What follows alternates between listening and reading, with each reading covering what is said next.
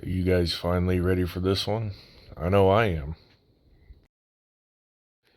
A lot, and I do mean a lot, has happened in my life in the past 3 months, but it's mostly sorted out, but I don't care because I'm ready to build this thing.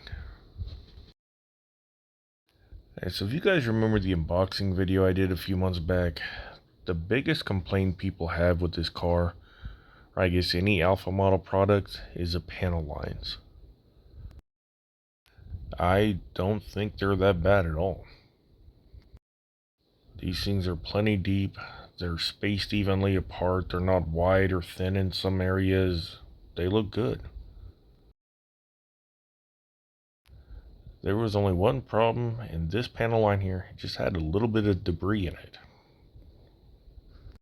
And that is as easy to clean up as dragging the back of your hobby knife blade down the panel line. See, look, it's all cleared out.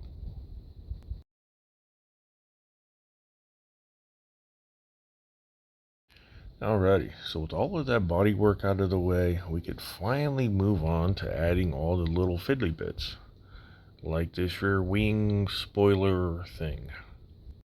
And I've said it before, and I will say it again. Cast resin, 3D printed resin, and even your clear parts, they have zero flex in them. They are extremely brittle.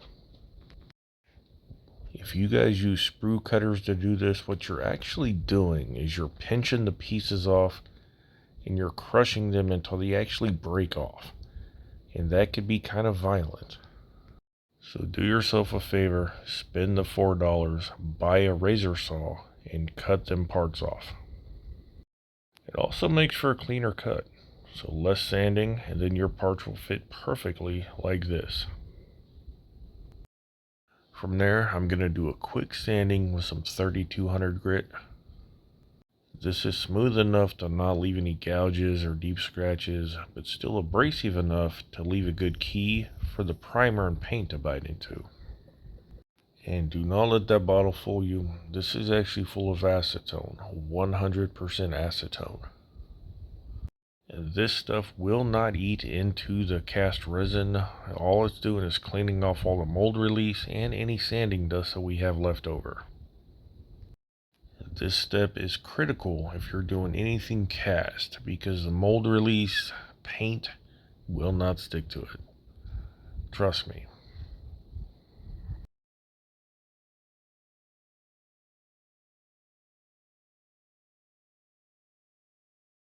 So when it comes to resin, either cast or 3D printed, what you need is an etching primer. Anything that says metal primer on it really will work you just fine.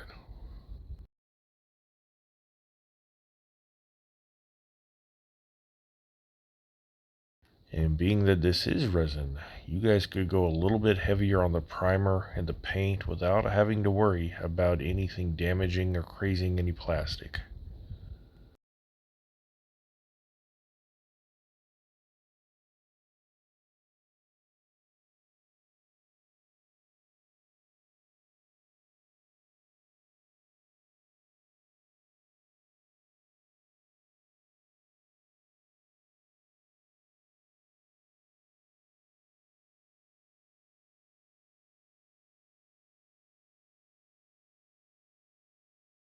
So I got a few coats of primer in there, gave that plenty of time to dry, then I'm going to move on to pre-shading.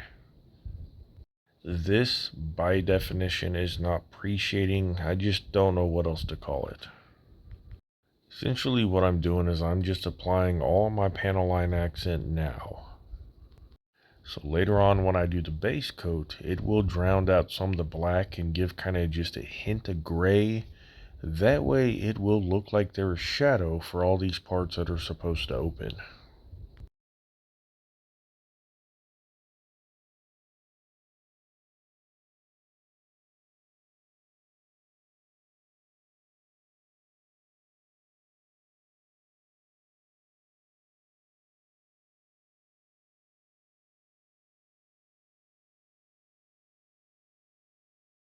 And of course, we are using our tried and true splash paints. It's a Ferrari, it's red. Rosso Corsa. You guys know the drill by now. And from here, we're just going to kind of start from the bottom and work our way up. This car has a whole lot of overhanging parts, and it could be easy to miss some of those. So when you go from the bottom up, well, you're almost guaranteed not to miss anything. And being that this is resin, I could have gone quite a bit heavier with this first coat, but, well, I'm used to working with plastic, and old habits die hard.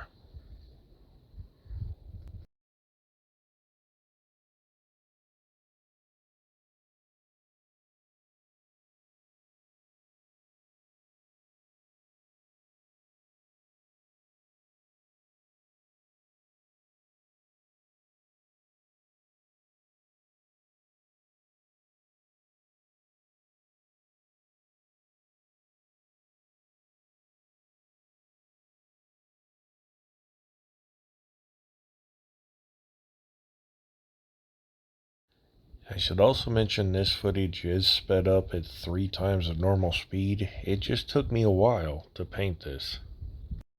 This body is extremely complex. There's a lot of little nooks and crannies. You just got to make sure you do not miss any of them. Ultimately though, this ended up only taking 2 coats. I gave it about an hour to dry, then I started unmasking. I want the roof of this thing to be black. Now luckily there is a definite body line that separates, I don't know, I guess the upper part of the body and the lower part of the body. I don't really know where the separation between the roof and the body is, so I'll just call it the upper and the lower. Either way, it made masking extremely simple. But once I got my outline done and defined, I'm just going to go back and really burnish down those edges of that tape so there's zero chance of bleed through. And do not forget about those body line, guys. That would be a rookie mistake. Your fingernail makes quick work of those.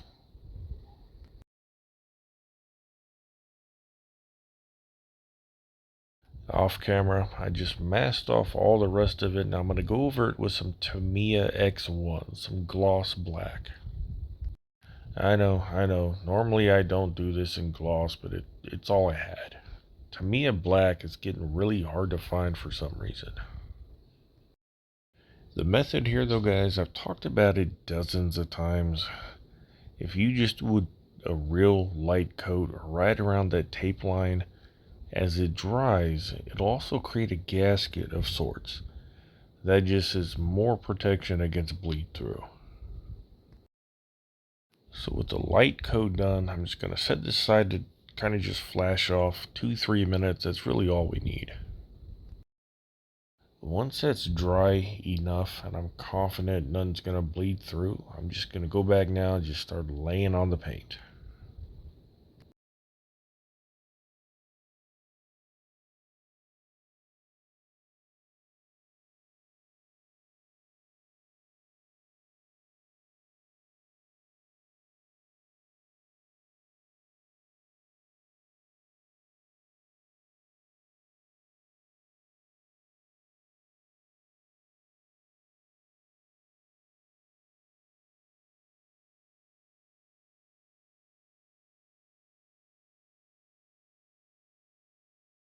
Well, let's see how we did.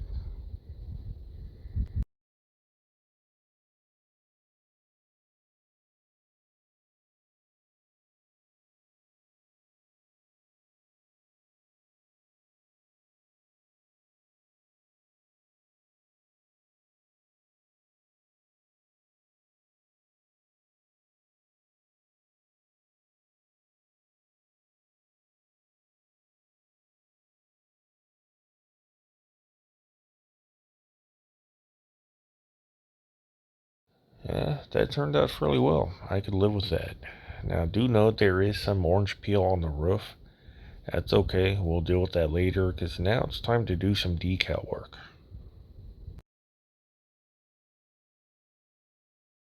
Before we go much further, I do have to note that these decals, man, they are awesome to work with. For as thin as they do not fall apart, they do not disintegrate. When you move them, they actually move instead of just tearing.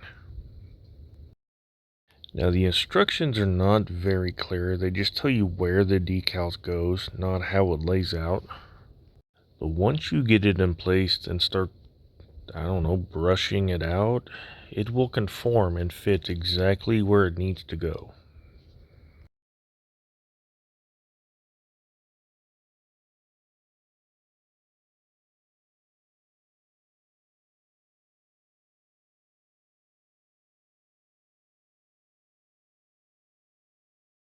I'll be honest, I was a bit skeptical a flat decal was going to fit down in there, mold around all those shapes, and fit body lines perfectly.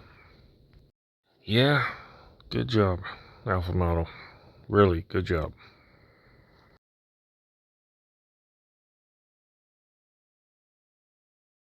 Now this decal here, it kind of fought, well, not really fought me. I didn't know where it was supposed to go. I knew from the instructions it goes down here on the slower lip area, but I had a whole lot of overhang and then it didn't fit on the other side. Now this is going to wash out all the paint, but it will show the decal perfectly. So let me flip on the light here. To figure out exactly where this goes, I basically went to Google and just typed in an F8 Tributo front bumper. And bam, hey, that decal actually laid out perfect. Exactly how it's supposed to go. It follows the body line here perfectly, and there is a bit of an overhang from the previous decal, but the grain and the carbon fiber, it matches seamlessly. And the rest of the carbon fiber decals, well, kind of hard to mess them up because there is only one place that they will go.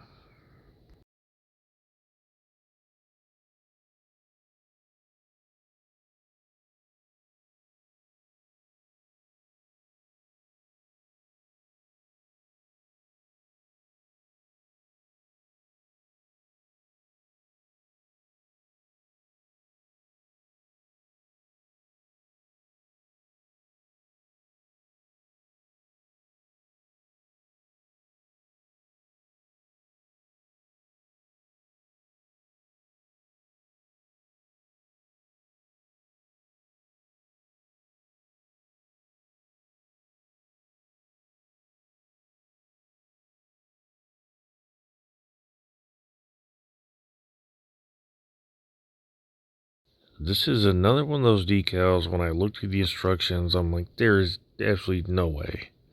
But when you lay it out, it fits around that ring perfectly.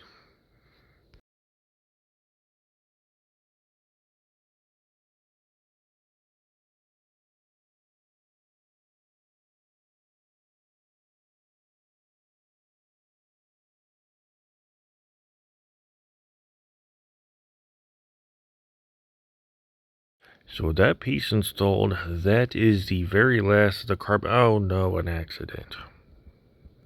If I was better at this, I would insert one of them clips from Dark Souls where it's just like, you died. But I am not good at this, so we'll just forget that happened and move on to some more decals.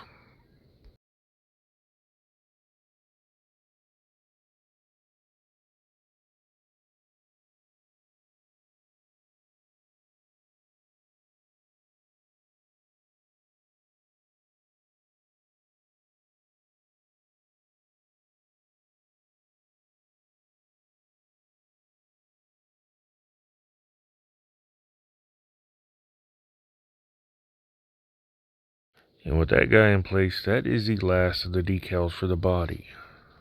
And I figured I'm going to have some clear mixed up. This rear diffuser is all carbon, so I might as well do the carbon on it now just to spray it with the clear all in one go. So, yeah, yay, more carbon fiber work. I will admit though, it is not that bad. As I mentioned earlier, these decals, they're precision cut, they fit, and they fit extremely well. There is none of that clear overhang on them, so everything, it just fits. You just push them into place, swab out all the moisture, and that's it, they're done. I really wish all decals were like this, man. This, this is actually somewhat enjoyable.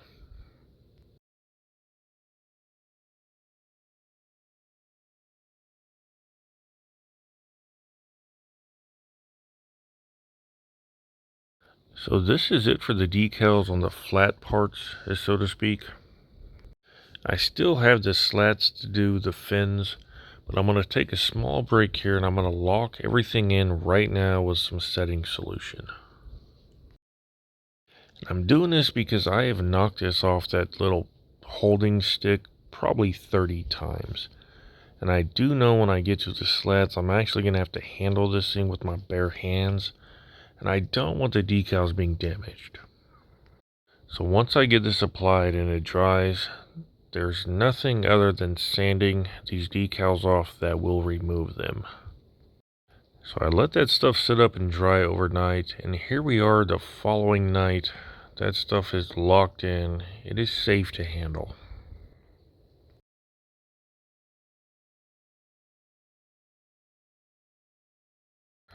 But yeah, it is just the same as before. Just put the decal in place and, well, it fits.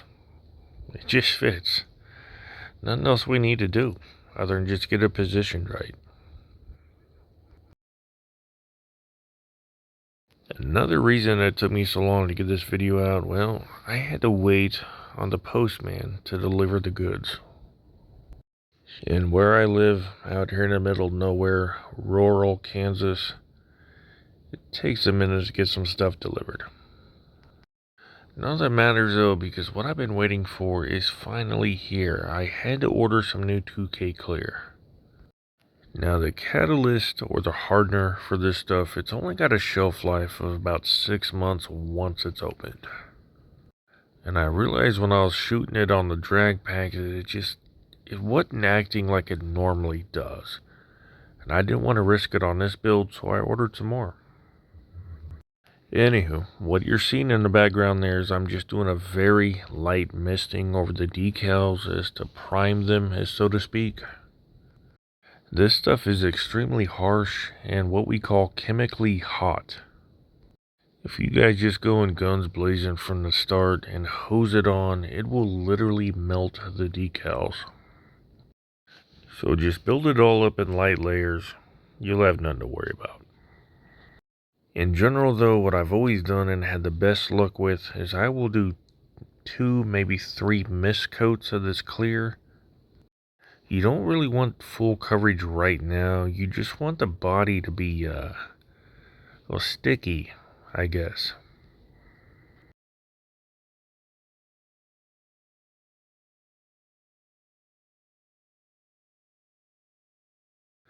I believe it was Paul over at ISM who said that basically what we're doing is we're just spraying super glue. That is a rather good analogy. So when we build up these smaller, lighter base coats to make it sticky, what we're doing is we're kind of keying the body. So when we go back in with the final wet coat, it's going to stick and it's not going to run.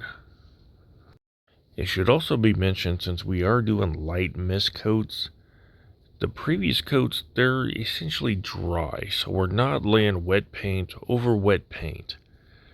Having it dry inconsistent like that, that is what causes orange peel.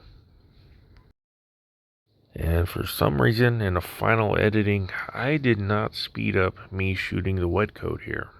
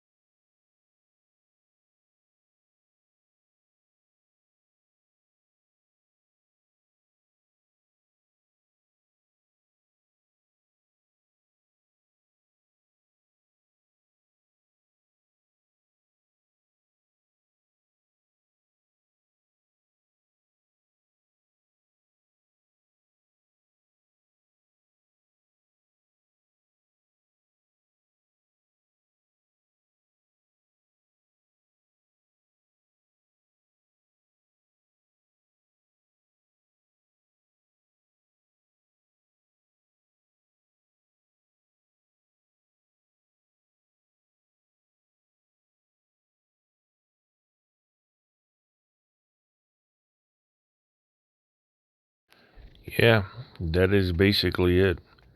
From here on out, I'm just going to let it dry for a good 3 or 4 days, and I'll go back with some flattening, wet sanding, and polishing.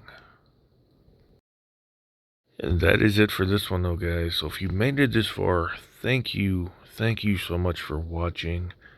And I do believe I'm bound by YouTube law to say like, subscribe, and have a good night, guys.